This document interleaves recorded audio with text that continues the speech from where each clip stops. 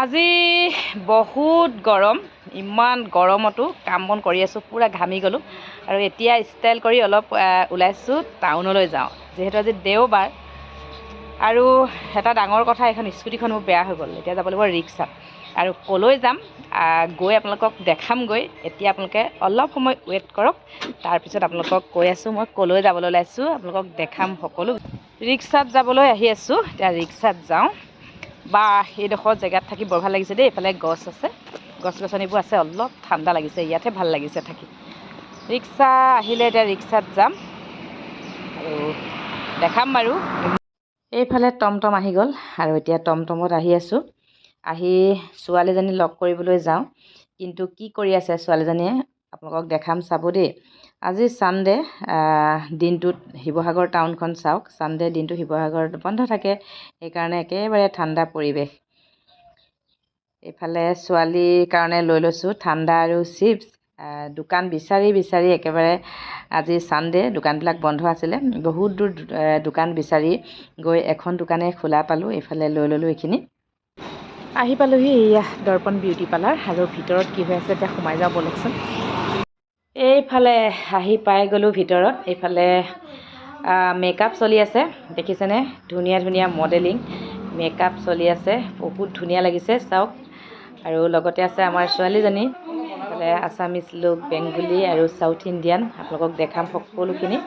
Darpan beauty পাৰ্লাৰত যিখিনি ষ্টুডেণ্টে makeup artist শিকি আছিলে, তেওঁলোকৰ আজি এক্সাম আছিলে, সেয়েহে এফালে নিহাৰিকাই আমাৰ ছোৱালীজনীক মডেল চিলেক্ট কৰি আনিছিলে। তাই ফটোশ্বুট কৰিছে, মেকআপ কৰিছে খুব সুন্দৰকৈ, আৰু প্ৰত্যেকগৰাকীয়ে নিজৰ নিজৰ এগৰাকী মডেল চিলেক্ট কৰি আনিছে, নিজেই ফটোশ্বুট কৰিছে, মেকআপ কৰিছে, বহুত বেছি সুন্দৰ হৈছে।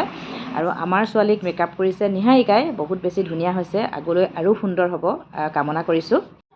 এইফালে আছে জ্যোতি মেম, আৰু জ্যোতি মেমে ষ্টুডেণ্টক কিবা কিবি কৈ আছে আৰু এক্সামৰ বিষয়ে, কোনে কিমান সুন্দৰ কৰিছে।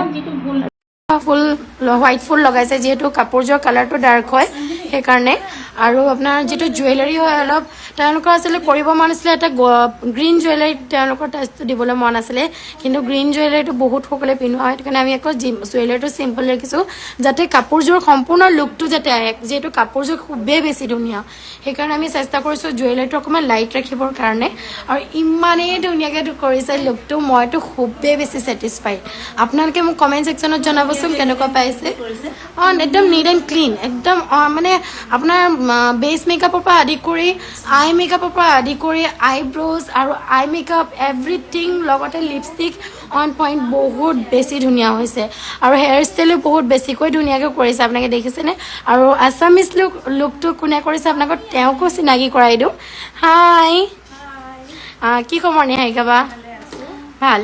তো তাত ফুলো দেখিছে, তেতিয়াও আমাক কমেণ্ট ছেকশ্যনত জনাব পাৰে, যিহেতু আমাৰ তেওঁলোকে নতুনকৈ কৰিছে, ফাৰ্ষ্ট মেকআপ হয় তেওঁলোকে, আৰু তেওঁলোকে একেবাৰে ব্ৰাছে ধৰিব জনা নাছিলে, যেতিয়া নিহাৰিকাৰ পৰা আহিছিলে প্ৰথম মানে মেকআপ কৰিবলৈ।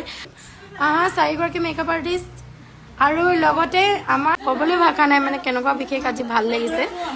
হয়, আমাৰ ষ্টুডেণ্টে মেমৰ, হয়।